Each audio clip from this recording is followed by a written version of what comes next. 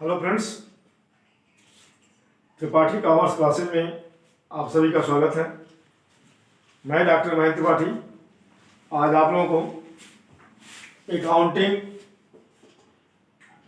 Principles, concepts, conventions and limitation इसके बारे में हम आपसे चर्चा आज करेंगे।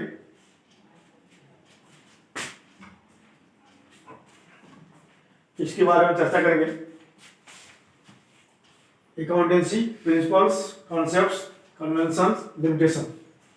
यानी कि जहाँ तक मेरा एक्सपीरियंस है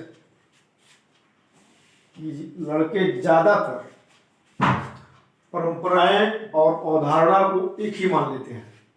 यानी कि concept of accounting, convention of accounting लगभग एक मान लेते हैं, एक ही मान के पढ़ते हैं। पर ऐसा है नहीं, सब में अंतर है, सब में अंतर है। उसके पहले प्रिंसिपल ऑफ अकाउंटिंग तो मैं बारी बारी से आपको बताने का प्रयास करूंगा, ध्यान देंगे तो समझ में आएगा। सबसे पहले हम बताएंगे प्रिंसिपल ऑफ अकाउंटिंग।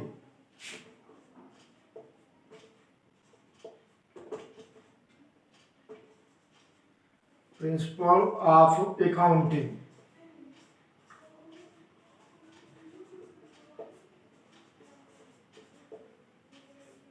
ये प्रिंसिपल ऑफ अकाउंटिंग क्या है? प्रिंसिपल का मतलब सिद्धांत होता है।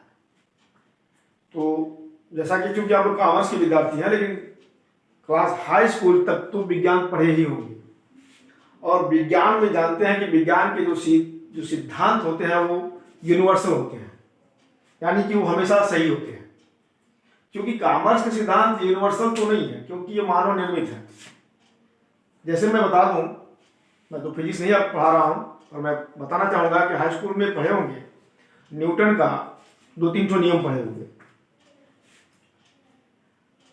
तो वो क्या है कि वो सार्वभौमिक है, वो यूनिवर्सल है, हमेशा हमेशा वो सत्य होगा। जैसे कि मान लीजिए पेड़ से फल टूटता है तो जमीन पर गिरता है, पेड़ से फल टूटता है तो जमीन पर गिरता है, वो ऊपर नहीं जाएगा। तो ये न्यूटन का गुरुत्वाकर्षण नियम है, पढ़े होंगे इसका भी। अब तो फिर नहीं पढ़ा रहे हैं, लेकिन ये है कि वो कभी भी नहीं होगा कि वो पेड़ से फल टूटे तो ऊपर जाए, जब भी आएगा तो वो नीचे ही आएगा। ठीक उसी प्रकार से एक्शन रिएक्शन उनका तीसरा नियम हमको लोग को याद पड़ता है कि हम जितना क्रिया प्रतिक्रिया का बल पढ़ा गया होगा, जितना हम उस पर किसी वस्तु पर एक्शन करते हैं उसका तुरंत ही उसी वे में, उसी अनुपात में रिएक्शन होता है। तो ये सब जो है सिद्धांत है, तो ये तब भी सही था, अब भी सही है, आने वाले हजारों करोड़ों वर्षों में भी सही होगा, कभी इसमें कोई बदलाव नहीं हो सकता। तो इसको एक सिद्धांत बना दिया गया। परंतु कॉमर्स में जब सिद्धांत की बात करेंगे तो हम आपको बताएंगे कि ऐसी मान्यताएं या परंपराएं या ऐसे नियम, ऐसी मान्यताएं या परंपराएं ऐसे नियम जिसको सभी लोग समान रूप से मान ले, वही सिद्धांत है। यानी कि तुमसे कोई पूछे कि कॉमर्स में अकाउंटिंग के सिद्धांत को आप परिभाषित करिए, तो आप क्या कहेंगे? ऐसी परंपराएं या मान्यताएं जिसे सभी लोग समान रूप से मान लें, वही सिद्धांत है। तो चूंकि मैं भी प्रारंभिक स्टेज में आपको पढ़ा रहा हूं, यदि कॉमर्स की एबीसीडी कोई जानकारी आपको हल्का फुल्का होगी, तो मैं उदाहरण देना चाहूंगा कि जैसे मान लीजिए राम को माल बेचा, तो राम को माल बेचा तो राम डेबिट टू सेल्स होगा, राम डेबिट टू सेल्स होगा, ये नियम है, ये इसका सिद्धांत हो गया कि राम को माल बेचा का मतलब हो गया है कि राम को माल उधार बेचा गया, उसमें एक खाता राम प्रभावित हो रहा है, दूसरा खाता सेल्स। तो राम चूंकि व्यक्ति है तो व्यक्तिगत खाते का नियम लागू होगा, तो ऐसे कंडीशन में पाने वाले को डेबिट, देने वाले क्रेडिट, राम पा रहा है तो उसको हम डेबिट कर देंगे। और माल दूसरा खाता मेरा जो सेल्स, यानी कि माल कर सकते हैं, माल को हम माल में लिख करके सेल्स लिखते हैं, आगे बताएंगे, चर्चा करेंगे। वो माल मेरे व्यवसाय से बाहर जा रहा है, तो माल बाहर जाएगा तो निश्चित तौर पर एसेट्स अकाउंट में आएगा। एसेट्स अकाउंट का नियम है व्यवसाय में आने वाली संपत्ति को डेबिट, व्यवसाय से बाहर जाने वाली संपत्ति को क्रेडिट। ऐसी कंडीशन में सेल्स अकाउंट आपका क्रेडिट हो जाएगा। यानी कहने का मतलब ये हुआ, जो लड़के अभी जर्नल नहीं जानते होंगे वो इस बात को समझे नहीं होंगे जो मैं अभी बोला हूँ, लेकिन जो जानते होंगे वो तो समझे होंगे। तो जो बच्चे जर्नल नहीं जानते होंगे मैं उनके लिए ये कहना चाहता हूँ कि इसके भी कुछ सिद्धांत हैं जो हमेशा सही होंगे। हाँ, ये सही है कि इसके सिद्धांत ब्रह्मा के द्वारा बनाए गए नहीं है, मानव निर्मित है। अभी मैंने जो एक उदाहरण दिया कि पेड़ से फल टूटेगा, वो तो नेचुरल है, वो तो हर कीमत पर जमीन पर ही आएगा, वो कभी आसमान में नहीं जाएगा। वो आदमी ने नहीं बनाया है, लेकिन वो बस आदमी ने उसको बता दिया कि उसमें ये नियम है, उन्होंने नियम का नाम बता दिया, बस इतना ही किया। लेकिन कॉमर्स में यानी आपके वाणिज्य में जो भी अकाउंटिंग प्रिंसिपल बनाए गए हैं वो मानव निर्मित है, हमारे द्वारा बनाए गए हैं, उसको ब्रह्मा ने नहीं बनाया है, प्रकृति ने नहीं बनाया है। तो इसी प्रकार से मैं आपसे बताऊंगा कि प्रिंसिपल ऑफ अकाउंटिंग का क्या मतलब होता है कि ऐसे नियम या परंपराएं, ऐसी मान्यताएं, ध्यान देंगे, ऐसे नियम मान्यताएं या परंपराएं जिसे सामान्य रूप से स्वीकार कर लिया जाता हो, वही प्रिंसिपल ऑफ अकाउंटिंग होते हैं। उसी को हम अकाउंटिंग के सिद्धांत कहेंगे, इसके अलावा कुछ नहीं। तो अब अलग अलग अकाउंटिंग के अलग अलग सिद्धांत हैं, उस पर चर्चा करना तो बात की बात है, उस पर यहाँ चर्चा नहीं किया जा सकता। जैसे मान लो हम कास्ट अकाउंटिंग करेंगे तो उसमें विभिन्न सिद्धांत लगाएंगे, हम डबल एंट्री सिस्टम के अंतर्गत विभिन्न खातों की बात करेंगे तो 3 हमारे खाते होते हैं, तो उस समय जब जर्नल पढ़ाऊंगा तो कन्फर्म करूंगा। अभी मैं केवल आपको meaning of principle of accounting बताने का प्रयास किया हूँ कि सिद्धांत का मतलब क्या होता है। तो कोई भी नियम या परंपराएं, मान्यताएं जिसे सामान्यतः स्वीकार कर लिया जाता है उसे हम प्रिंसिपल कहते हैं, किसी भी जैसा। तो ये बात इसके आगे बढ़ाने की जरूरत आज नहीं है, क्योंकि मैं जब जर्नल पढ़ाऊंगा, जो भी आगे पढ़ाऊंगा उसके नियम आपको बताऊंगा ही बताऊंगा। दूसरी बात हम बताना चाहेंगे, कंसेप्ट ऑफ अकाउंटिंग बहुत महत्वपूर्ण चीज है, बहुत महत्वपूर्ण चीज है। बहुत लोग तो छोड़ देते हैं, क्या जरूरत है, थ्योरी है, इसमें बहुत मतलब नहीं होता है, कहाँ बिल्कुल में आने वाला है, ऐसा सोच करके बहुत लोग उसको पढ़ते नहीं हैं। लेकिन मैं आपको बता दूं, क्योंकि हम लोग तो बहुत सी परीक्षा दिए हैं, देते ही रहते हैं, तो अब नहीं देते हैं पर आप बहुत ही परीक्षा दिए हैं, मान के समझिए। तो मैं अपना एक्सपीरियंस आपको बता रहा हूं कि कंसेप्ट ऑफ अकाउंटिंग आपका पीछा छोड़ने वाला नहीं है। यदि आप कॉमर्स से जुड़े हुए हैं तो कंसेप्ट ऑफ अकाउंटिंग से कभी भी छुट्टी नहीं पाएंगे, वो आपको हमेशा मिलेगा, हर एग्जाम में मिलेगा। आप पीसीएस में बैठेंगे तो भी 2-4 क्वेश्चन पूछेगा, टीजीटी पीजीटी देंगे उसमें भी पूछेगा, और बहुत बढ़िया से पूछेगा। कंफर्म नहीं होगा तो गारंटी के साथ गलती करके आएंगे। तो अभी फिलहाल मैं मान के चलता हूँ, कभी अभी आप फर्स्ट ईयर के विद्यार्थी होंगे तो इसको समझिए कंसेप्ट। तो अगला हम आपको लिखेंगे, अब इस पर तो हमें चर्चा नहीं करना है, कंसेप्ट ऑफ अकाउंटिंग।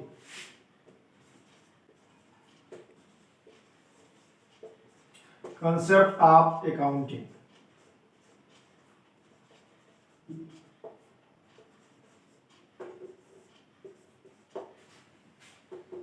ये क्या है? इसको अवधारणा बोलते हैं, लेखांकन की अवधारणा। लेखांकन की अवधारणा 8-10 हैं, सब अपने आप में महत्वपूर्ण है। लेकिन उसके पहले ये जानना होगा कि अवधारणा है क्या,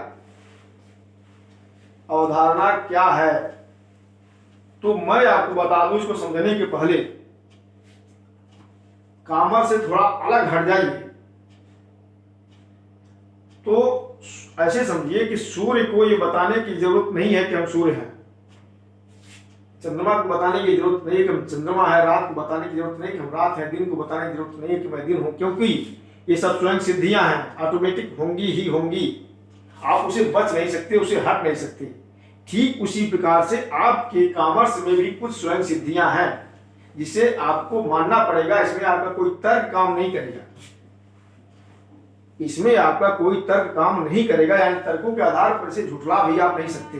मेरा कहने का ही मतलब है, जैसे इस समय रात हो रही है तो आप कह देंगे क्या कि समय दिन है, तो कह नहीं सकते कि समय दिन है। ठीक उसी प्रकार से आप यहाँ कोई तर्क काम नहीं किया, तो उसी प्रकार से मैं बता रहा हूं कि अकाउंटिंग कंसेप्ट यानी कि अकाउंटिंग के जो अवधारणाएं हैं, लेखांकन की जो अवधारणाएं हैं, वो स्वयं सिद्धियां हैं, वो खुद में ही सिद्ध होती हैं। आपका कोई तर्क उसे फेल नहीं कर सकता, आपका कोई तर्क वहां मान्य नहीं होता।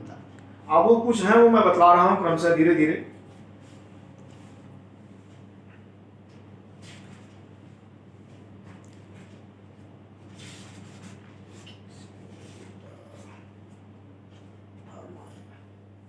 पहला है पृथक पृथक अस्तित्व की अवधारणा, यानी कि सेपरेट बिजनेस एंटिटी। पहला है सेपरेट बिजनेस एंटिटी।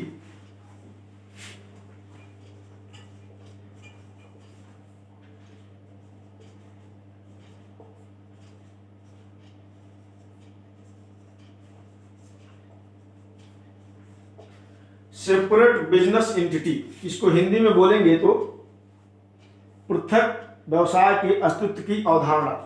इसको समझिए क्या है। इसका मतलब ये होता है, इसका मतलब ये होता है कि हमारा व्यवसाय हमसे अलग है, हमारा व्यवसाय हमसे अलग है।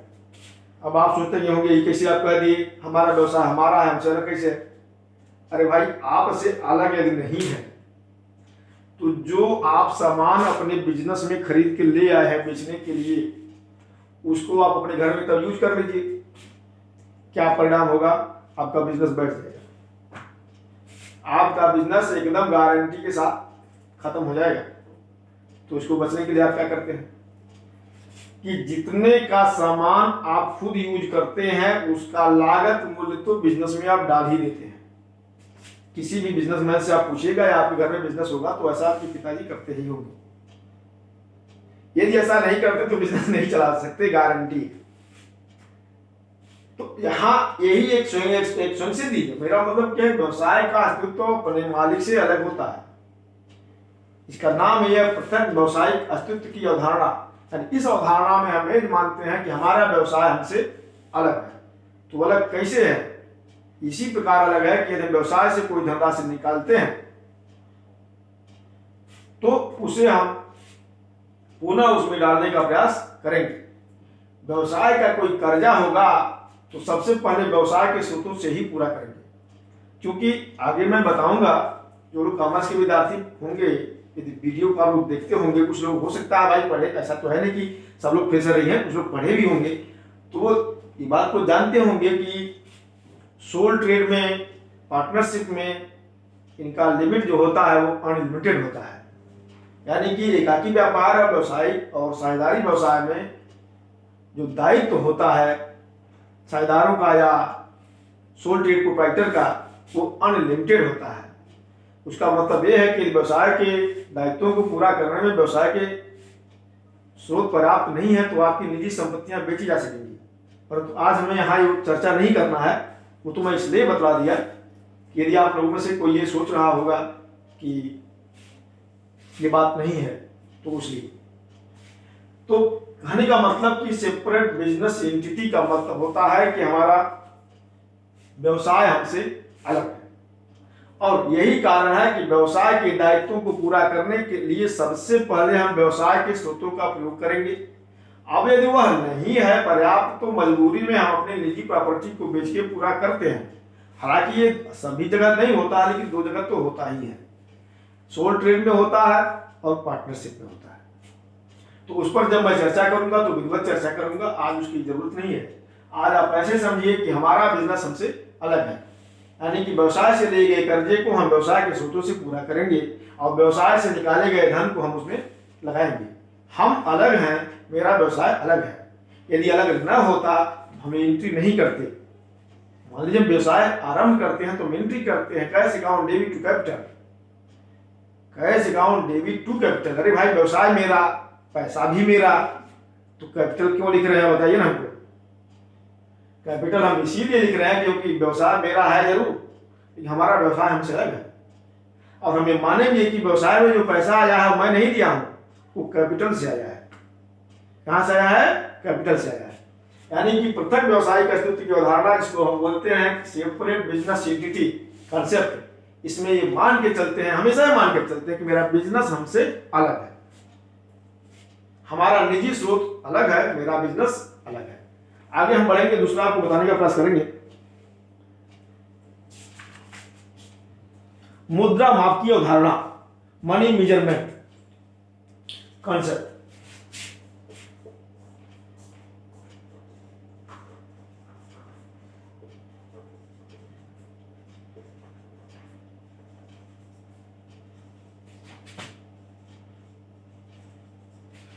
मनी मेजरमेंट कंसेप्ट, मुद्रा माप की अवधारणा, ये क्या है?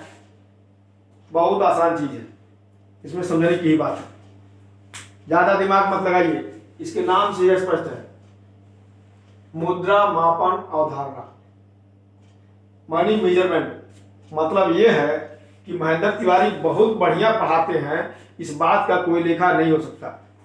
सचिन तेंदुलकर बहुत बढ़िया खेलते थे, इसका लेखा नहीं हो सकता। लता मंगेशकर बहुत बढ़िया गाना गाती हैं, इसका लेखा नहीं हो सकता। मार्केट में आलू बहुत बढ़िया बिक रहा है, इसका लेखा नहीं हो सकता। फलाने बहुत सुंदर है, इसका लेखा नहीं हो सकता। तो लेखा किसका होगा? कि लता मंगेशकर एक गाने का 5 लाख रुपया लेती है, उसका लेखा होगा। सचिन तेंदुलकर को एक मैच खेलने के लिए 5 करोड़ दिया जाता था, इसका लेखा होगा। मार्केट में आलू 20 रुपया किलो है, इसका लेखा होगा। महेंद्र तिवारी एक लेक्चर का 500 रुपया लेते हैं, इसका लेखा होगा। अब बढ़िया पढ़ाते हैं, इसका लेखा नहीं होगा, खराब पढ़ाते हैं, इसका लेखा भी नहीं होगा। तो बात कन्फर्म हो गई। मनी मेजरमेंट का मतलब हम उन्हीं लेन देनों का लेखा करेंगे जिन्हें हम मुद्रा में माप सकते हो। यदि हम मुद्रा में मापना संभव नहीं है तो उनका लेखा नहीं करेंगे। मेरे ख्याल से कन्फर्म हो गया होगा, कोई कठिन चीज है ये नहीं है जो बार बार समझाया है। मनी मेजरमेंट माने मुद्रा में मापन, यदि मुद्रा में मापन है तो उसका लेखा होगा, मुद्रा मापन नहीं है तो लेखा नहीं होगा। तीसरा है मुद्रा माप के बाद चालू व्यवसाय की अवधारणा, गोइंग कंसर्न। चालू व्यवसाय की अवधारणा, going concern.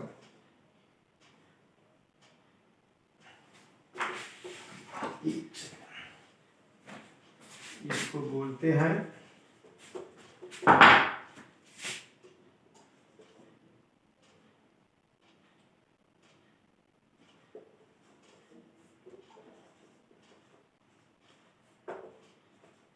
Going concern concept. सीमत पढ़िएगा जी, मैं लिखा हूं गोइंग कंसर्न कंसेप्ट, चालू व्यवसाय की अवधारणा। इसका मतलब हुआ कि हमें मान के चलते हैं कि मेरा व्यवसाय चलता रहेगा, मेरा व्यवसाय चलता रहेगा, ये हम मान के चलते हैं। तो आप सोचते होंगे कि हम कब मानते हैं नहीं चलेगा, तो बात सही है, कभी मानना भी नहीं चाहिए, तो हमेशा मानना चाहिए कि चलेगा। लेकिन सपोज करिए कि हम मान लें कि नहीं चलेगा, मान लें कि मेरा व्यवसाय इस भाई वर्ष का अंतिम दिन है, आज हम अपने फाइनल अकाउंट तैयार कर लिया, अब हम खाता बंद कर दिए, लेकिन आज हमको बिजनेस नहीं चलाना है। यदि मैं ऐसा सोचूंगा तो जिससे उधार हम दिए हैं मांगने का प्रयास नहीं करेंगे, जिससे उधार लिए हैं देने का प्रयास नहीं करेंगे। कोई मेरा कमाया हुआ आय है जो अभी प्राप्त तो नहीं हुआ है, लेकिन हम मांगने नहीं जाएंगे क्योंकि व्यवसाय में बंद कर रहा हूं। इसी प्रकार से कोई मेरा आदत व्यय है यानी ऐसा व्यय जो मैं किसी को भुगतान नहीं कर पाया हूं, अब मैं देने का भी प्रयास नहीं करूंगा क्योंकि मेरा बिजनेस आगे नहीं चलेगा। तो यदि हमें मानते हैं कि बिजनेस आगे नहीं चलेगा, तो कुल मिलाकर के कम शब्दों में समझा जाए तो कोई समायोजन लेके हम नहीं करते। अब समायोजन लेके वाली बात आप लोग तभी समझे होंगे, कॉमर्स के बारे में कुछ जानते होंगे तभी, नहीं तो समझेंगे नहीं। पर अभी मैं 2-4 बातें जो मैंने बताया, आदत व्यय की बात मैंने किया, पूर्वत की बात मैंने किया, ये सब तो समझ में आया होगा। इनमें मानता हूं कि मैं किसी को माल बेचा हूं, अभी पूरा पैसा हमसे लिए नहीं है, तो हम उस पैसा लेवे करेंगे। लेकिन पैसा कब लेंगे? जब हम मानेंगे व्यवसाय आगे चलेगा तब लेंगे। जब हम मान लेंगे व्यवसाय मैं बंद कर रहा हूं तो हम क्यों मांगने जाएंगे? क्योंकि अब तो मेरा मतलब नहीं है, तो मैं जिसका लिया हूं उसका भी नहीं दूंगा। अब जो हमारा लिया है वो भी हमको नहीं देगा, हम मांगने भी नहीं जाएंगे। लेकिन हम ऐसा करते नहीं है। हम क्या करते हैं, मेरा कोई आदत व्यय है यानी ऐसा व्यय जो अभी भुगतान नहीं किया गया है तो हम उसका भुगतान भी करते हैं। ऐसी आय जो हमारी प्राप्त नहीं हुई है, इसको एक्रूड इनकम बोलते हैं, उपार्जित आय। तो ऐसी आय जो हमको प्राप्त नहीं हुई है हम उसका भी बैलेंस शीट में एडजस्टमेंट करते हैं और उसको हम मांगने का प्रयास करते हैं, मांगते भी हैं। तो उपार्जित, अनुपार्जित, आदत्त, पूर्वदत्त, इन सब मदों का हम लेखा क्यों करते हैं?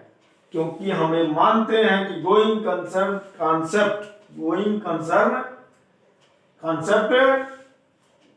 हमारा यूज हो रहा है, हम उसको प्रयोग कर रहे हैं, यह ऑटोमेटिक होता है। इसे कोई तर्कों के द्वारा हटा नहीं सकते। हम हमेशा मानते हैं, हम कभी भी ये नहीं मान सकते मेरा बिजनेस नहीं चलेगा। कोई कहा नहीं, बताइए कोई व्यक्ति है ये कह सकता है क्या कि हम बिजनेस तो कर रहे हैं लेकिन आगे नहीं चलेगा? अरे भाई किसी कारण से बंद हो जाए तो बात की बात है, लेकिन कोई व्यक्ति जानबूझ करके ऐसा नहीं करेगा। तो इसको गोइंग कंसर्न बोलते हैं, चालू व्यवसाय की अवधारणा।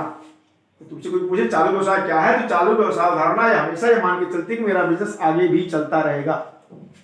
आगे हम बताएंगे लेखा अवधि की अवधारणा। लेखा अवधि की अवधारणा, अकाउंटिंग पीरियड।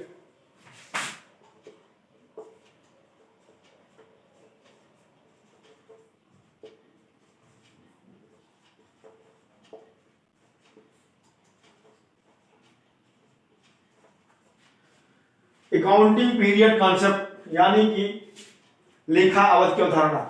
लेखा अवधि की अवधारणा ये कहती है कि किसी भी व्यवसाय का एक लेखा अवधि होता है, होना भी चाहिए। किसी भी व्यवसाय का एक लेखा अवधि होना चाहिए। आप सोचते हो कि लेखा अवधि का क्या मतलब है? लेखा अवधि का मतलब यह हुआ एक निश्चित समय अंतराल फिक्स होना चाहिए जिसमें हम अपने वर्ष का शुद्ध आय व्यय लाभ हानि ज्ञात कर सके। पता चला कि पहले बार हम 1 महीने पर ज्ञात किए कि कितना लाभ हुआ कितना हानि, दूसरे बार हम 2 महीने पर ज्ञात करें, तीसरे बार हम साल भर पर ज्ञात करें, चौथे बार हम 5 साल पर ज्ञात करें। हमको पता कहाँ चलेगा? हमको पता नहीं चलेगा कि हम लाभ में है कि हानि में है। तो हमें पता तब चलेगा जब मेरा फिक्स होगा, कोई निश्चित समय अंतराल होगा, 8 महीने का, 10 महीने का, 12 महीने का, 15 महीने का, कोई फिक्स तो होगा। तो हम 1.5 साल पर अपना पता करते रहेंगे, 1 साल पता करते रहेंगे। तो यदि कोई फिक्स हम अपना टाइम पीरियड रखेंगे तभी हमें वास्तविक लाभ हानि का पता चलेगा, और यदि नहीं रखेंगे फिक्स तो नहीं पता चलेगा। उसी को बोलते हैं अकाउंटिंग पीरियड कंसेप्ट। अब ये सब तो बात हो गई सिद्धांत की, इसमें ऐसा होता है, हम अपने स्वतंत्र हैं, गारंटी बदे नहीं है। मत सोचेगा, ये मत सोचेगा कि सर जी कहीं 12 महीने का नाम नहीं लिए हैं, 1 साल का नाम नहीं लिए हैं, तो मैं फिर कह रहा हूं कि हम बदे नहीं हैं। हम अपना लाभ हानि 15 महीने में ज्ञात करना चाहते हैं, करेंगे हम। परंतु आयकर विभाग के द्वारा हमसे वार्षिक रिपोर्ट ली जाती है कि आप साल भर में अपने आयकर की फाइल को आप रिटर्न फाइल भरिए, आप अपना रिकॉर्ड हमको दीजिए। इसके अलावा सरकारी खाते हमारे जितने भी हैं 1 अप्रैल से 31 मार्च तक के लिए होते हैं, उनका टाइम पीरियड फिक्स किया गया है। इसी वे में व्यापारी वर्ग भी अपना 1 साल ही रखता है। कोई मैं बता दिया भाई, कोई बाध्यता नहीं है। कुछ लोगों की तो बाध्यता है, जैसे कंपनी फॉर्मेट में वो बाध्यता है, कंपनी अधिनियम 1956 के अनुसार या कंपनी अधिनियम 2013 के अनुसार उस पर आपको फॉलो करना होगा। लेकिन सोल ट्रेड में, पार्टनरशिप में आप स्वतंत्र हैं, आप अपने अनुसार उसका उपयोग कर सकते हैं, थोड़ा आगे पीछे। अमूमन लोग करते क्या है मैं बता रहा हूं। कुछ लोग जो कैलेंडर वर्ष अपनाते हैं, कुछ लोग जो कैलेंडर वर्ष अपनाते हैं वो 1 जनवरी से लेकर के 31 दिसंबर तक अपना टाइम पीरियड यानी वार्षिक खाते रखते हैं। 1 जनवरी से लेकर के 31 दिसंबर, यानी आप उससे कोई पूछे कि कैलेंडर वर्ष क्या है तो समझ लीजिए कैलेंडर वर्ष का मतलब वह वर्ष 1 जनवरी से शुरू होकर के 31 दिसंबर को खत्म हो रहा है। इसके अलावा कुछ लोग 1 अप्रैल से 31 मार्च सरकारी खाते ऐसे ही होते हैं। कुछ लोग 1 जुलाई से 30 जून, कुछ लोग 1 अक्टूबर से 30 सितंबर।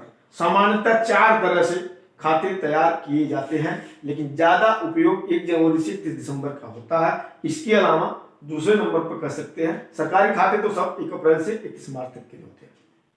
फिलहाल आप चाहें तो कुछ लोग करते भी हैं, दिवाली से दिवाली, होली से होली, दशहरा से दशहरा, ईद से ईद, जैसे ही खिचड़ी से खिचड़ी, सतवान से सतवान करिए, क्या दिक्कत है? तो आप बंधे नहीं हैं, लेकिन आपको एक टाइम पीरियड फिक्स करना होगा। वीडियो थोड़ा लंबा हो रहा है, लेकिन घबराइएगा नहीं, क्योंकि मैं चाह रहा हूं कि कम से कम कंसेप्ट ऑफ अकाउंटिंग तो पढ़ा ही दे। तो कन्वेंशन और लिमिटेशन मैं कल पढ़ा दूंगा इसके दूसरे पार्ट में, तो घबराइएगा नहीं। 2-4 और है, चार्ट मैं बता ही चुका हूं। आगे है जांच योग्य लिखित प्रमाण, यानी कि बाउचिंग कॉन्सेप्ट इसको बोल सकते हैं आप, या एविडेंस कॉन्सेप्ट।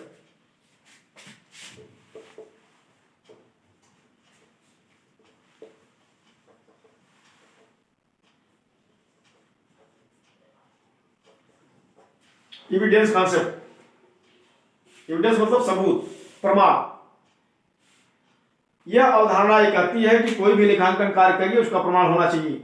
जैसे कि मैंने मान लिया कि मैंने राम को माल बेचा 500 का, तो हमारे विक्रय बही में उसका लेखा होना चाहिए।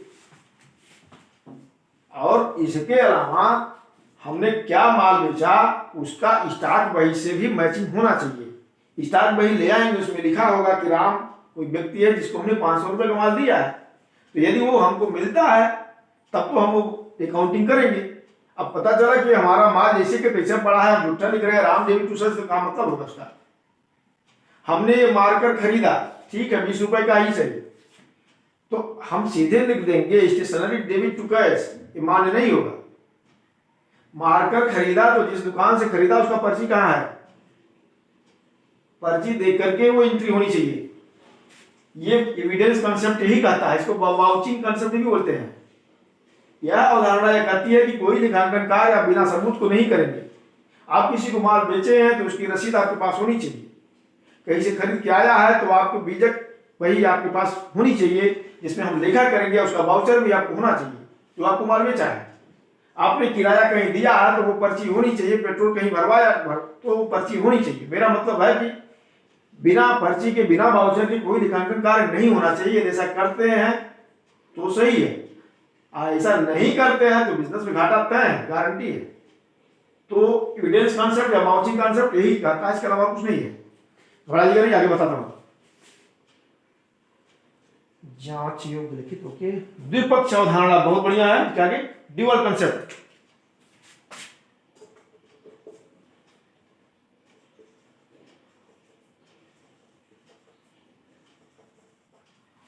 द्विपक्ष अवधारणा, द्विपक्ष अवधारणा क्या है? यह द्वारा लेखा प्रणाली का ही सिद्धांत है। द्वारा लेखा प्रणाली इसी सिद्धांत पर ही काम करती है। द्विपक्ष अवधारणा का मतलब ये कहता है कि प्रत्येक लेनदेन से कम 2 पक्ष प्रभावित होंगे। मैं पहले ही बताया हूं एक आध बार अपने वीडियो में कि प्रत्येक लेनदेन से कम 2 पक्ष प्रभावित होंगे, एक पक्ष डेबिट और दूसरा पक्ष क्रेडिट। ऐसा होगा कि प्रत्येक डेबिट का क्रेडिट और प्रत्येक क्रेडिट का डेबिट होना अनिवार्य है। तो ड्यूअल कंसेप्ट यही कहता है कि कोई भी लेनदेन है तो उसके 2 पक्ष प्रभावित हैं। यदि 2 पक्ष प्रभावित नहीं हो रहे हैं तो आपने कहीं गलती किया है। ड्यूअल कंसेप्ट में केवल इतना ही है, इससे आगे कुछ ड्यूअल कंसेप्ट में नहीं है। एक बात और बताऊंगा, इसी का कारण है कि एसेट्स बराबर लायबिलिटी प्लस कैपिटल। एसेट्स बराबर इसी के अंतर्गत भी आ जाएगा, मैं यहां लिख दे रहा हूं, एसेट्स बराबर लायबिलिटी प्लस कैपिटल। क्योंकि मैं मान के चल रहा हूं कि आप लोग फर्स्ट ईयर के विद्यार्थी हैं और इसकी जरूरत तो कम से कम अभी तुरंत तो नहीं आएगी, आगे आगे जब आप बैलेंस शीट तक पहुंचेंगे तब तो उस समय इसका व्यवस्थित चर्चा करूंगा। क्योंकि बैलेंस शीट के 2 पार्ट होते हैं, एक एसेट्स और दूसरी लायबिलिटी। एसेट्स के बराबर लायबिलिटी होनी चाहिए और लायबिलिटी की जो साइड होता है उसमें कैपिटल प्लस लायबिलिटी होता है। तो डुअल कंसेप्ट में मैं एंट्री करता हूं, इसीलिए ये समीकरण फॉलो होता है। यदि हम ड्यूअल कंसेप्ट में एंट्री न करें तो समीकरण फॉलो नहीं होगा, ऐसे आप समझिए। इसके बाद नंबर आता है 7वें पर आपको ऐतिहासिक लागत, हिस्टोरिकल कॉस्ट।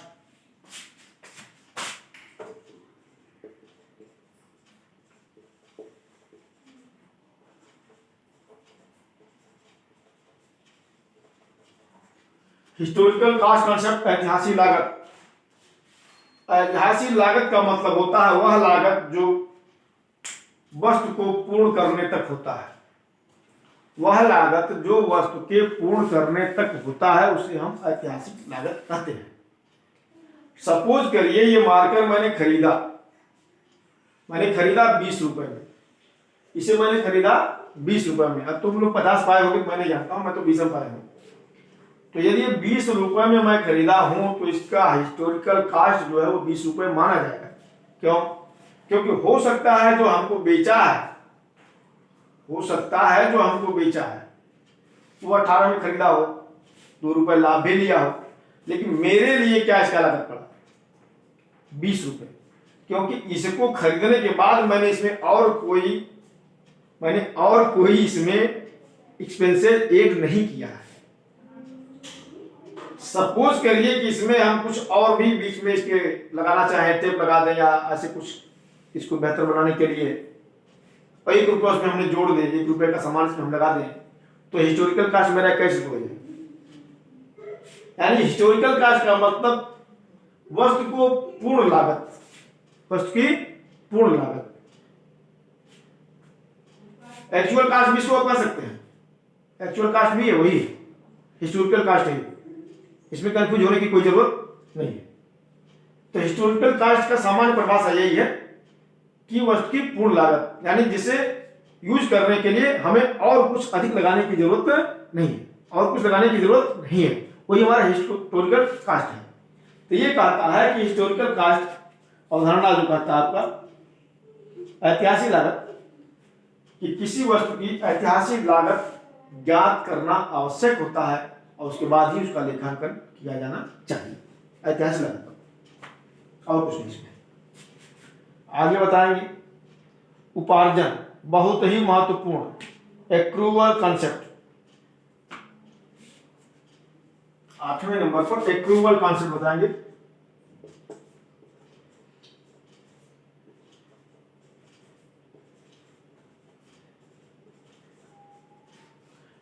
ये क्या है?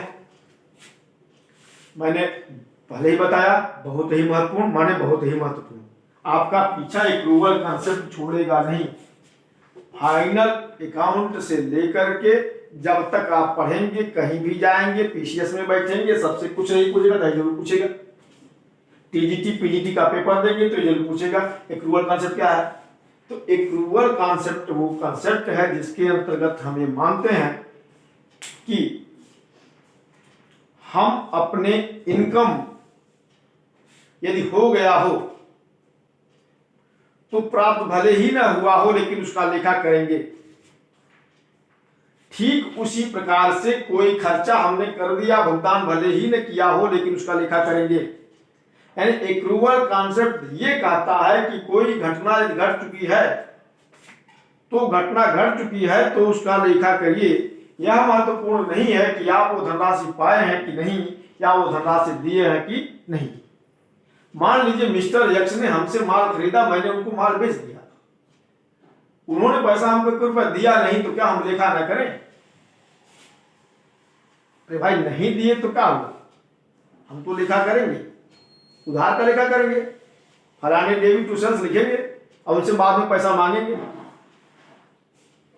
हमारी ट्रांसपोर्ट की कंपनी है, मिस्टर फलाने का हमने माल गिराया है, तो माल गिराया भले वो हमको पैसा भी न दिए हों, लेकिन हम अपनी एंट्री तो करेंगे ही करेंगे।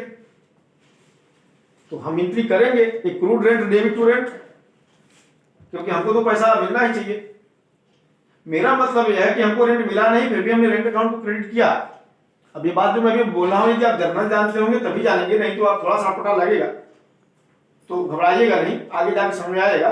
पर अभी ऐसे समझिए कि मैंने मिस्टर एक्स को या किसी को मैंने माल बेचा है, तो भले ही अगला पैसा नहीं दिया है लेकिन हमें लेखा करना होगा।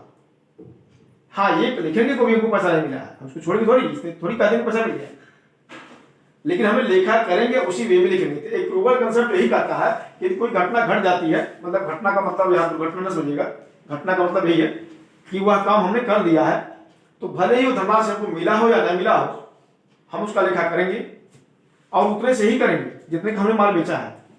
उसी प्रकार से यदि कोई हम खरीदे भी हो, भले हम पेमेंट नहीं किए हो, तो भी हमें लेखा करना होगा, जितने का है उतने का ही करेंगे।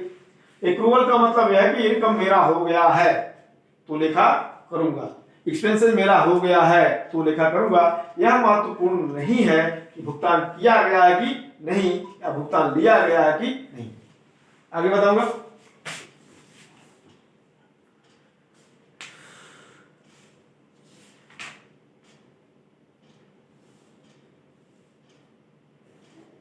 आगम की प्राप्ति या वसूली अवधारणा।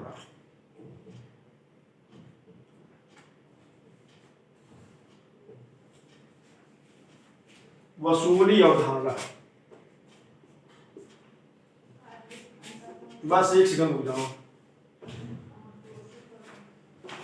रियलाइजेशन कॉन्सेप्ट,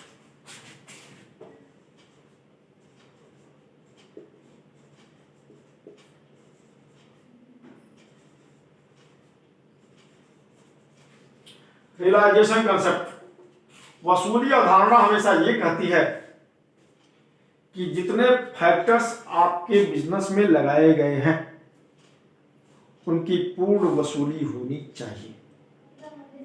ऐसा समझिए, जितने फैक्टर्स लगाए गए हैं उनकी पूर्ण वसूली होनी चाहिए। जैसे कि हम आपको बता दें, सामान्यतया money, man, material, machine, management, ये सब मिल करके सामान प्रोडक्शन में लगाए जाते हैं। तो उनकी वसूली, जैसे एक व्यक्ति को, कोई मैनेजर है, हमने मैनेजर को नियुक्त किया। अब मैनेजर को हमने नियुक्त किया तो मैनेजर जो है, मान लीजिए एक छोटे यूनिट का काम कर रहा है और उसके बगल में दूसरा यूनिट भी बैठा दे तो भी उसको देख सकता है, तो दिक्कत क्या है? आप उसका पूर्ण उपयोग करिए ना, संभव हो तो दूसरा यूनिट लगाइए ताकि वो उसको देखते हुए भी तो उसको देख ले। मेन तो यही है, वसूली अवधारणा यही कहती है कि हमें जो भी फैक्टर्स बिजनेस में हमने यूज किया सबका पूर्ण वसूली होना चाहिए। हालांकि आप देखेंगे थ्योरी में तो इसको इससे जोड़ दिया है, अप्रूवल को ही वो रियलाइजेशन में भी बताते हैं कि हमने माल किसी को बेच दिया तो हमें पैसा चाहिए ही चाहिए, हमने किसी से खरीद लिया तो कम से हमको देना ही चाहिए, हम लिखा कोशिश करेंगे। ये सब बातें किताबें में आपको मिल जाएगी, हमको बताने की जरूरत नहीं है। पर मेन वसूली अवधारणा यही कहती है, मैं आपको बताया कि जितने फैक्टर्स हम बिजनेस में यूज किए हैं सबका उपयोग होना चाहिए, वो भी पर्याप्त सीमा तक।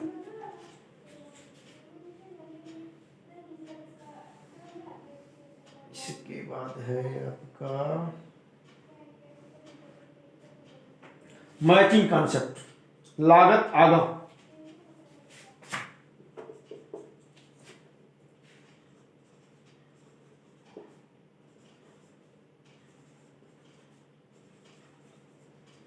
इसको मिलान अवधारणा बोलते हैं। मिलान अवधारणा या आगम लागत का अवधारणा भी इसी का नाम है, रेवेन्यू एंड कास्ट का। ये अवधारणा ये बताती है कि हमें समय समय पर अपनी लागत का अपने आय से तुलना करना चाहिए। ध्यान देंगे मैं क्या कर रहा हूं। मैचिंग कॉन्सेप्ट ये कहता है कि हमें समय समय पर अपने आगम का अपने एक्सपेंसेस से मिलान करना चाहिए। यदि हम मिलान करेंगे तो हम कंफर्म कर पाएंगे कि मेरा इनकम हो रहा है कि नहीं हो रहा है, हम लॉस में जा रहे हैं कि प्रॉफिट में जा रहे हैं। बस यही है, ये मैचिंग कॉन्सेप्ट यही कहता है कि हमें समय समय पर अपने आगम का अपने एक्सपेंसेस से, यानी अपने रेवेन्यू का अपने एक्सपेंसेस से मिलान करते रहना चाहिए। एक और है वैधानिक, लीगल कॉन्सेप्ट।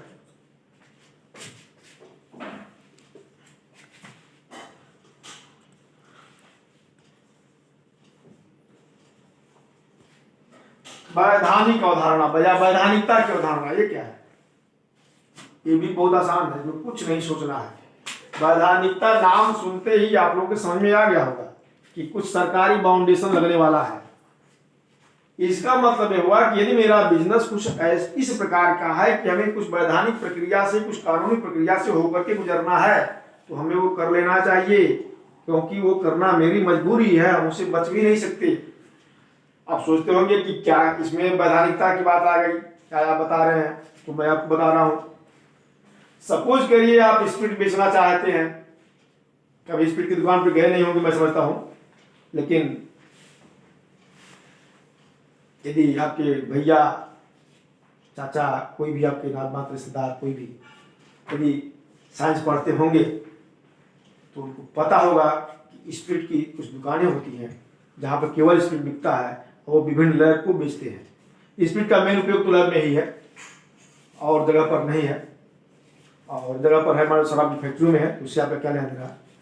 मैं ये बताऊंगा कि यदि आप स्पीड का बिजनेस करना चाहते हैं, स्पीड की दुकान खोलना चाहते हैं तो आपको लाइसेंस लेना जरूरी है सरकार से। यदि आप लाइसेंस नहीं ले रहे हैं तो आप उसको बेच नहीं पाएंगे। ठीक उसी प्रकार से केरोसिन, ऑयल, डीजल, पेट्रोलियम पदार्थ, गैस, यानी जितने भी इन्फ्लुएंस मेटल हैं, इस सब का आपको बिजनेस करने के लिए सरकार से लाइसेंस लेना जरूरी है। लाइसेंस नहीं ले पाए होंगे तो आप बिजनेस नहीं कर पाएंगे। ये है वैधानिकता। इसके अलावा भी मैंने चर्चा किया था पहले कि आयकर डिपार्टमेंट हमको एक निर्देश देता है कि वर्ष के अंत में हम अपना फाइल रिटर्न करें, रिटर्न भरें, आयकर रिटर्न हम भरें, आयकर विभाग को मैं अपना रिपोर्ट सौंप दूं। ये आयकर विभाग से हमें निर्देश होता है, तो हमें करना चाहिए, क्योंकि नहीं करेंगे तो बड़े पैमाने पर पेनल्टी लगेगी। इसी प्रकार से मान लीजिए कंपनी फॉर्मेट में आप बिजनेस कर रहे हैं, तो कंपनी अधिनियम 1956 के अनुसार जो एक शेड्यूल दिया गया है, बैलेंस शीट आपको उसी में तैयार करना होगा। उसके पहले या 1956 के अनुसार वो क्या करते थे, आप उस शेड्यूल से अलग हो रहे हैं तो फिर आप मान्य नहीं है। इसी को वैधानिकता कहते हैं। आप पब्लिक कंपनी खोलने जा रहे हैं तो जब तक सर्टिफिकेट ऑफ कमिटमेंट आपको नहीं मिलेगा तब तक आप खोल नहीं सकते। Article of association, memorandum of association, ये सब आपको बनाना अनिवार्य होगा। तो ये सब क्या है, यही सब है कानूनी बाध्यताएं जो आपको पूरा करना होगा। कानूनी बाध्यताएं कहिए, लीगल फॉर्मेलिटी कहिए, बिना इसे पूरा किए आप कर नहीं सकते। तो एक लीगल कॉन्सेप्ट हमें यही कहता है, एक लाइन में समझिए कि मेरे बिजनेस से संबंधित कोई भी यदि कानूनी बाध्यताएं हैं तो उन्हें पूरा कर लेना चाहिए। ठीक, क्योंकि मैं तो सोचा था कि आज आप लोगों को प्रिंसिपल, कॉन्सेप्ट, कन्वेंशन, लिमिटेशन सब बताऊंगा, लेकिन नहीं संभव हो पाया, क्योंकि मैं समझ रहा हूँ वीडियो वैसे भी लंबा हो गया है, 40 मिनट से अधिक का वीडियो होने जा रहा है। तो अब इससे आगे तो बाद में आपको बताऊंगा नहीं कुछ, और कल भी इसी का हम दूसरा पार्ट पढ़ाने का प्रयास करेंगे जिसमें कन्वेंशन और लिमिटेशन की बात होगी। ठीक, और देखते रहिए महेंद्र तिवारी का यूट्यूब चैनल, और ये भी मैं चाहूँगा सब्सक्राइब, लाइक, शेयर, कमेंट जो कुछ भी हो ये सब करते रहिए। हम कुछ आपके लिए कर रहे हैं, आप कुछ मेरे लिए करिए। Thank you.